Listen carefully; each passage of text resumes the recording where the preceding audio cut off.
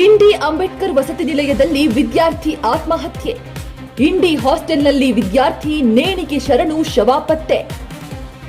ಅಂಬರೀಶ್ ಭೀಮರಾಯ ಸಮಾಗಾರ ಆತ್ಮಹತ್ಯೆ ಇಂಡಿಯಲ್ಲಿ ದುರ್ಘಟನೆ. ವಿಜಯಪುರ ಅಂಬೇಡ್ಕರ್ ವಸತಿ ನಿಲಯದಲ್ಲಿ ವಿದ್ಯಾರ್ಥಿ ನೇಣು ಬಿಗಿದು ಆತ್ಮಹತ್ಯೆ. ವಿಜಯಪುರ ಅಂಬೇಡ್ಕರ್ ವಸತಿ ನಿಲಯದಲ್ಲಿ ವಿದ್ಯಾರ್ಥಿ ನೇಣು ಬಿಗಿದುಕೊಂಡು ಆತ್ಮಹತ್ಯೆ. ಇಂಡಿ ವಸತಿ ನಿಲಯದಲ್ಲಿ ವಿದ್ಯಾರ್ಥಿಯ ಶವ ಪತ್ತೆ. ಪೊಲೀಸರಿಂದ ತನಿಖೆ ಆರಂಭ.